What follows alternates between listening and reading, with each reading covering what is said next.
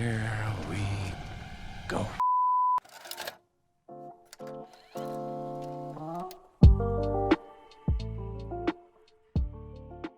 Now, if you saw my list for my most anticipated movies of 2024, Dune Part 2 was surprisingly not on that list, and maybe it was surprising to you because I know so many people loved that first movie. For me, it wasn't one that I particularly loved. It was more so one that I really appreciated, thoroughly enjoyed my time with it. But when I say I love a movie, I have to really just want to rewatch it and continue to just think about it. And I, of course, was hoping that Part 2 would just be better than the first movie, one that I enjoyed more.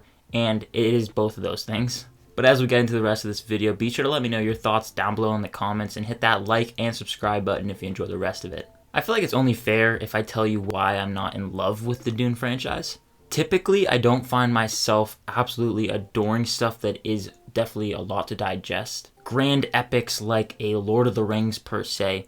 I am not a huge fan of that trilogy. It's a trilogy that I really appreciate, and there's a lot of my similar issues that carry over in the Dune franchise. I think even if you are a big fan of it, you can admit to the fact that it's not an easy story to watch and digest from time to time. It's a story that is so thematically rich, and I think that is a big positive. But for its length and its pacing and just the overall fact that the story, it's deep, it's dense, it's not one that I particularly go towards to wanting to watch on a Saturday afternoon when I'm just trying to relax, but it's definitely one that if I'm interested in diving into a world and just feeling like I'm a part of a different reality, escaping from the reality that we live in, that's where I feel like Dune comes in and is like a movie that I would want to put on, especially with Dune Part 2, which, like I said, is a movie that I enjoy more than the first one. As of right now, that's where I'm at, but similarly to the first one, on a technical level, it's damn near perfect. From the costume designs to the overall sound, which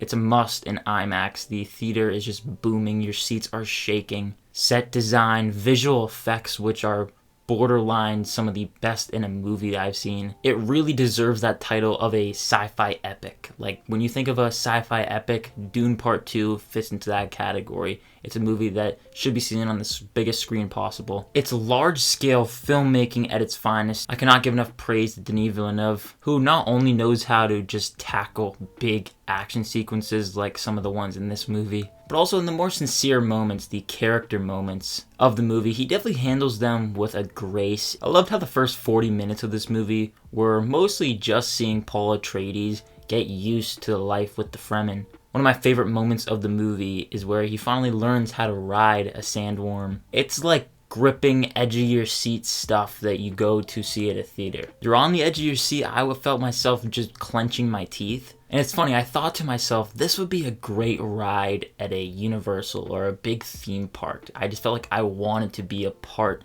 of this movie and ride the sandworm myself. And throughout the movie, it continues with its intensity. When you get to the third act, which is just terrific, the movie ends with a bang. There's like two hand-to-hand combat sequences that are both spectacular, but the final one between Austin Butler and Paul Atreides, Timothee Chalamet, which isn't a spoiler, you can probably guess that the protagonist and antagonist are going to duel against each other at one point in the movie or so. I really appreciated how the movie just lets you watch the fight. It never cuts to audience perspectives or other people around in the room because there's hundreds of other characters in the room. You just get to see the real action on display. It's filmed masterfully, and the score doesn't really come in as well, so you can truly hear the little oof, oof, oof between the characters. If they get injured, if they're heavily breathing, you hear it all. I mean, there are hype-inducing moments. I just was so entertained. And speaking of characters, I definitely enjoyed the addition of Austin Butler. He was ruthless, gave zero shits,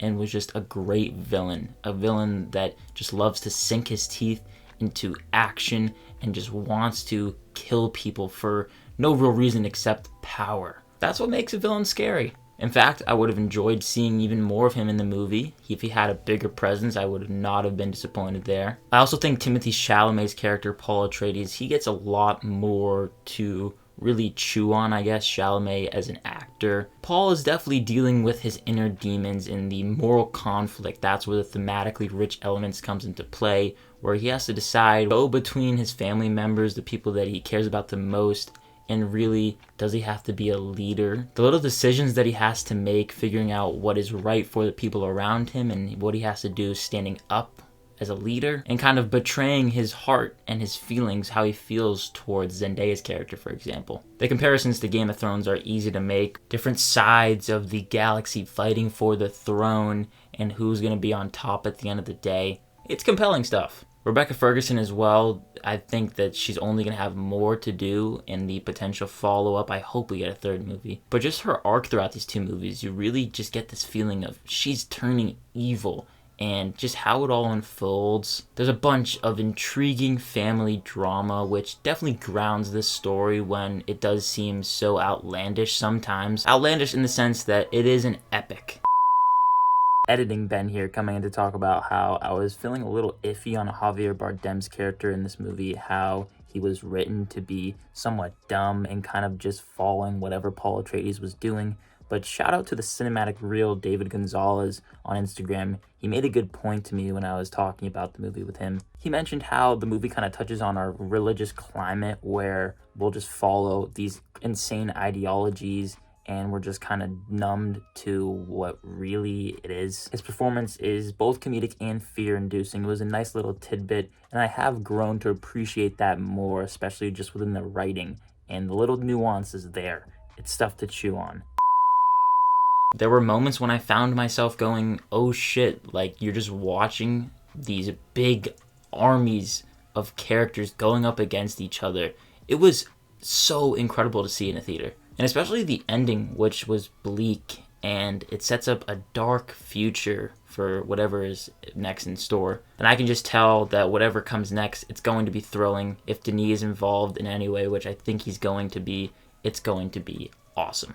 Dune 2 was a movie that definitely needed to be as long as it was. I can still simultaneously say that I don't love the length. I think that you can still appreciate something while at the same time having my own little complaints with it. But at the same time, this is a movie that when I want to just dive into a world that is really rich with expansive lore, even some humor. This movie has some humorous moments, which was a nice little touch. And this was mostly a riveting movie. I found myself to just be continuously entertained. There are some times where my interest was a little dwindling here and there. Again, I think that's due to the length, but this is a movie that you have to see part 1 for sure, but then part 2, it's not going to let you down. I'm going to give Dune part 2 a B+, and this is one that you should definitely go see in a theater. The biggest one around you, if possible.